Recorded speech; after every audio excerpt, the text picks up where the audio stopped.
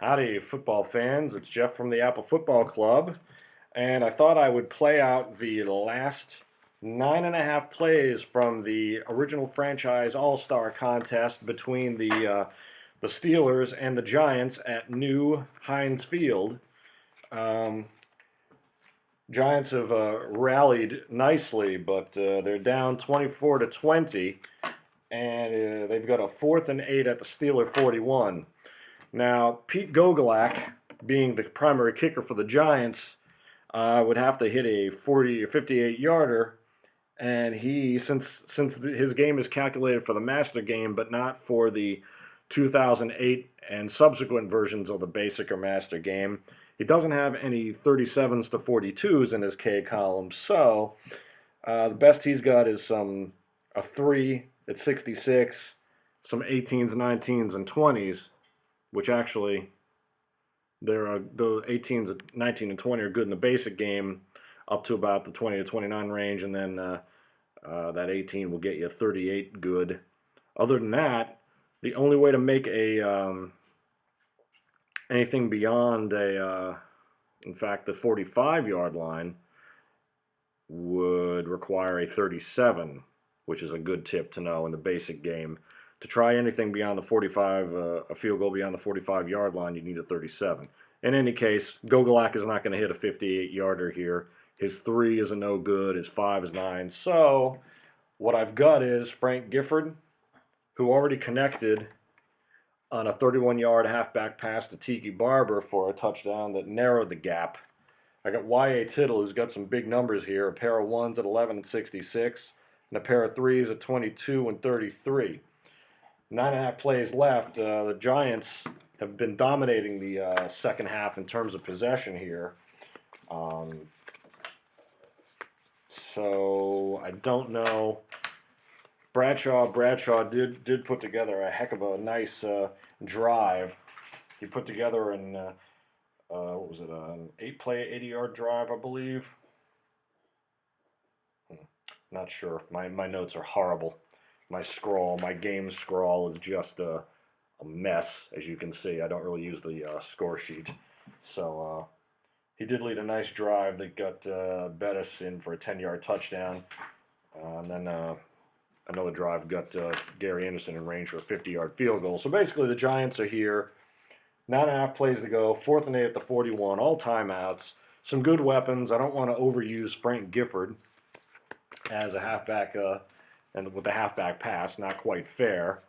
You'd certainly be expecting it after the touchdown. So Tom Landry has been an incredible punter. He pinned the Steelers at the 1-yard line. The question is, do the Giants gamble and try to pin the Steelers again with the superb punting of Tom Landry, or do they give the Steelers good field position?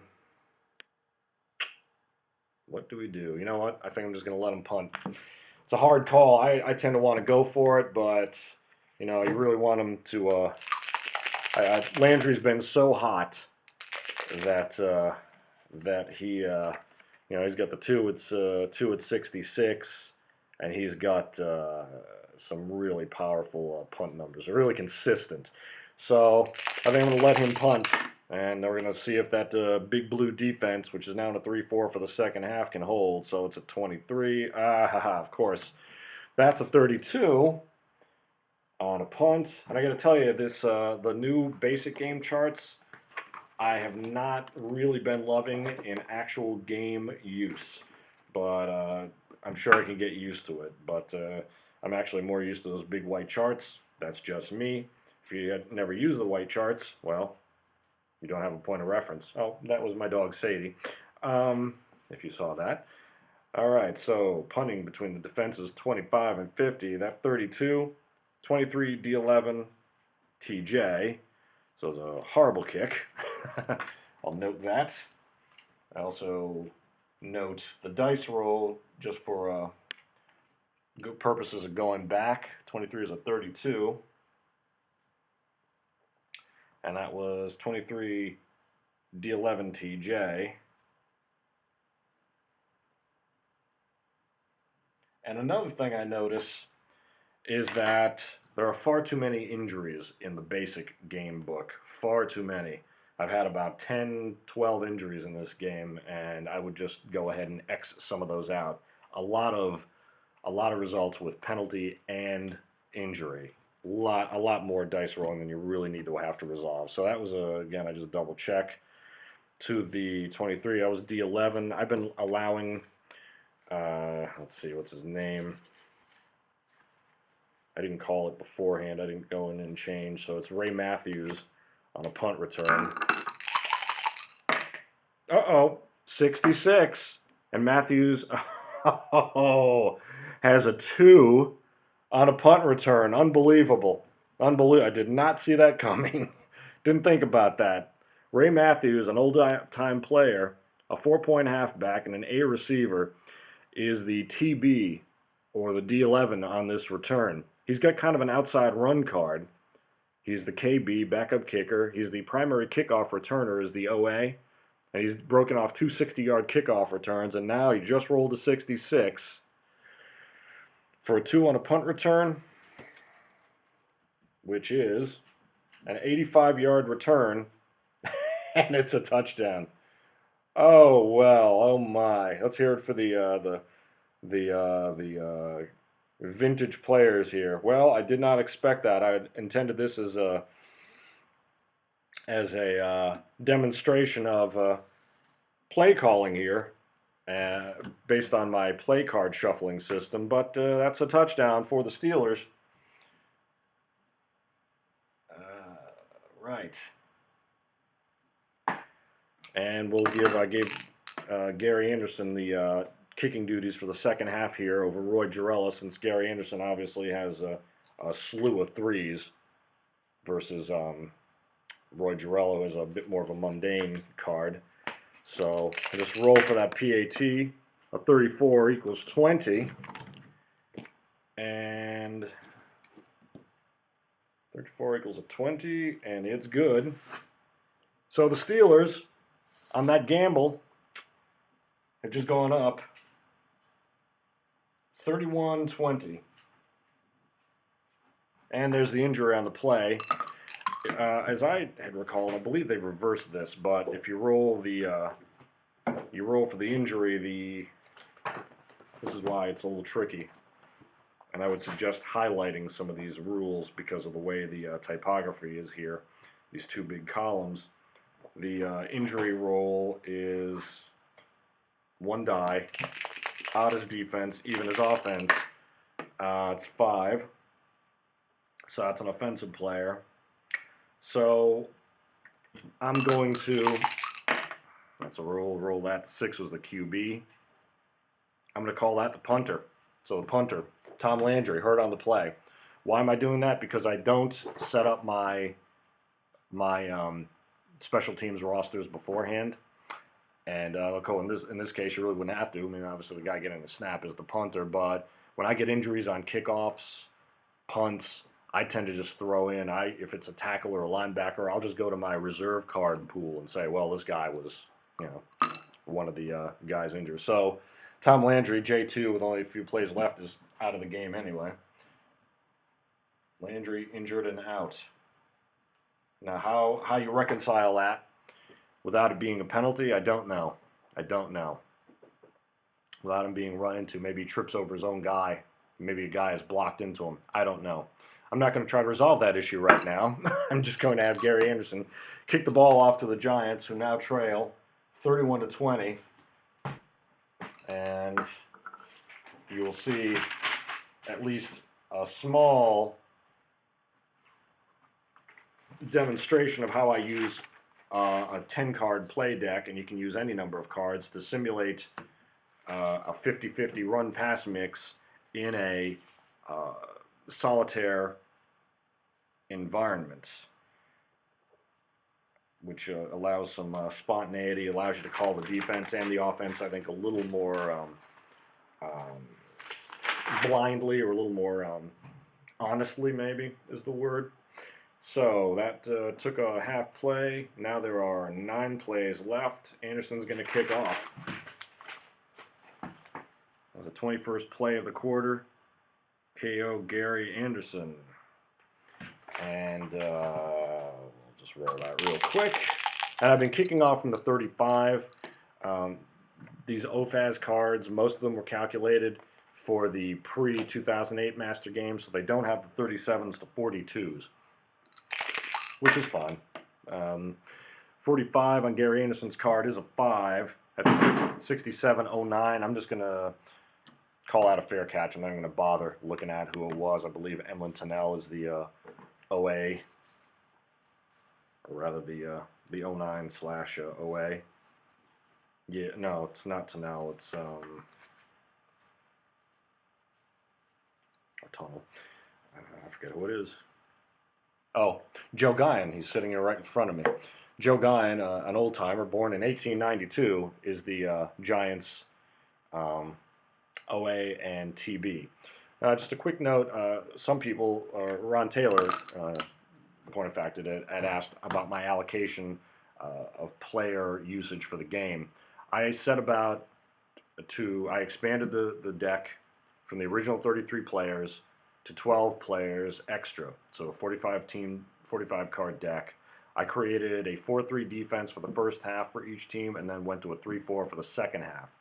On offense, based on position, I had very clear parameters. So for the Steelers, it was a little easier. I started in the backfield with John Henry Johnson and Dick Hoke, and then for the second half, switched to Bettis and Harris. And I keep the cards over-under like that, so I don't have to touch them too often. I don't have to shuffle them like the original game, pre-master game, told you for the solitaire rule to shuffle the ball carrier cards and play carrier cards, pick one. That's how you kind of blindly, although unscientifically, choose your ball carrier receiver. I went with Ben Roethlisberger as the big gun with better numbers as the first half quarterback, and then you got to let the Hall of Famer Bradshaw, I think, for the crowd close it out, even though he's doesn't have the biggest numbers. For the Giants, however, I had you got to get Phil Simms in there, and I used his 85 card. It's pretty nice, and let him do the first quarter, figuring he's going to be fresh. He's going to be a good, powerful gun, which puts Charlie Connerly in that second quarter. Put him in the second quarter. He only got 9 snaps, only 1 first down. Didn't have much success there. Then I had opted to allow Y.A. Tittle to close out the game, figuring that if he didn't have a solid third quarter, I might go back with Phil Simms. Simms hit 4 out of 5 for 144 in the first quarter. He threw that 87-yard touchdown bomb to Del Shaffner in the second play of the game. Now, the Giants also had a lot of running backs, but they're mostly old-timers. The set comes with Jim Thorpe, Alex Webster, Tuffy Lemons, and Ken Strong. I added Tiki Barber and Brandon Jacobs. Now, in terms of usage, this is kind of it's kind of like a Pro Bowl game, so I'm not allowing nickel coverages or dime packages, no blitzes, no keying even. This is a very basic kind of plain vanilla B-index game, although Heinz Ward for the Steelers does have the asterisk. I think he's the 2002 card, I believe. I have to go back and look, but he was the kind of ace in the hole there. The Giants had Del Shaffner and Kyle Rote, of course, and Frank Gifford, of course, as the halfback / wide receiver with some great P-column numbers. After Del Shaffner caught that 87-yard bomb to score in the second play of the game, I subbed in Amani Toomer earlier than I would have, just to kind of spread the wealth and let him have most of that series. Tight end, I saved Mark Bavaro till the third quarter, or rather the second half. I mixed up Bob Tucker and Red Badgro early in the game. Badgro really, he's a tight end, DE, outside linebacker, born in 1902 with a C grade, although a J0 injury rating. So, I also did not do 3 wide receiver or 2 tight end sets. So this is just, again, a very plain vanilla. I had starting out using the defensive chart that came, the Flex 67 revise. Obviously, both these teams while not 55 points, surprisingly, is there are a lot of 4s and even some 3s. In the case of the Steelers, well, there you go, there's at least 1 3 for the Steelers. Joe Jerry, I believe.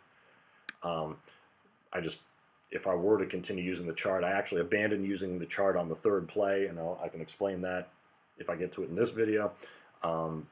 Basically, I just would use, any number 53 to 55, any squad 53 to 55 would roll under the 52 here to call the right defense. I mean, basically, these defenses aren't going to be surprised situationally, or shouldn't be. But so now the Giants. I'll note that kickoff. I'm going to count this as a full play, even though now the current game instructions say to count changes of possession as a half play. To be honest with you, I wouldn't even count it as a play. Obviously, a kickoff that is fair caught or down in the end zone, but I'm going to count it as a full play here. So take your pick. Call a kickoff on that is caught in the end zone or goes out as a touchback. Is no time a half play or a full play. I'm just going to do it here. Seeing the Steelers are up 31-20. 1st and 10 for the Giants at the 20. Now, here's where the solitaire system comes into play that I use. In this game, it's a little different from a traditional replay. What I've done is I've pulled in the 5 play cards that come with the basic game. Inside and outside run, short, medium, long pass. Then I pulled in 5 of the 8 cards that come with the master game. That's a long pass, outside run, inside run, a short pass. And I didn't pull the medium pass, I pulled the draw card. Okay.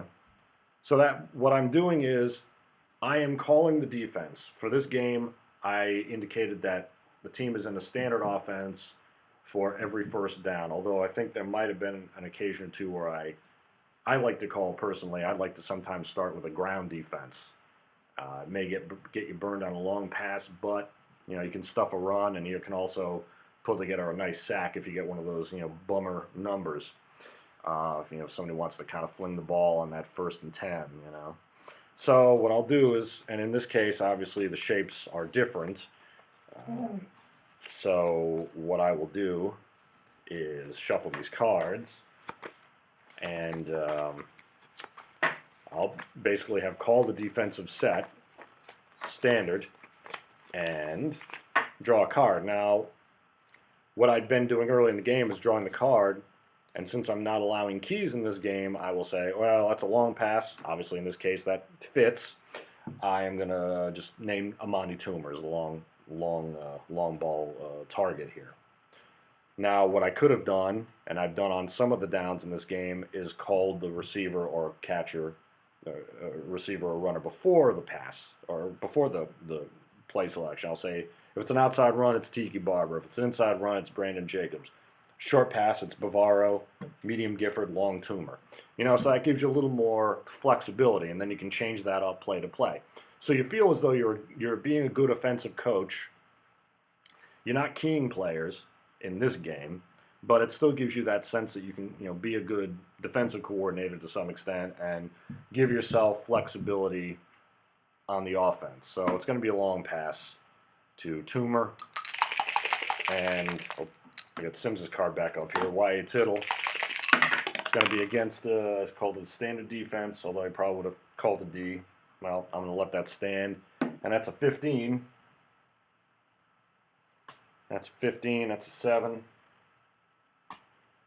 Let's call it. I must say, I have not been terribly happy with the basic game charts here. It's been a little, if you've ever used the big white charts, you kind of know where to go a little quicker. These are a little trickier to get through to me. They have been, but then again, they do contain nicely on your lap, so that's a huge plus. So this is a long pass from Tittle to Toomer. B index. I'm also using in this game the pre-master game rule of 8 points in the secondary nullifies the receiver gain on a long pass, and 16 points nullifies the receiver index gain on a short pass. Again, because I'm not using nickel and dime packages, I'm trying to keep it a little stripped down here. And of course, both teams have a 20-point secondary. So, the numbers inbuilt in the results will have definitely allowed these secondaries to be burned. So the B index, long pass against a standard line, 7 is incomplete. All right, so that's going to be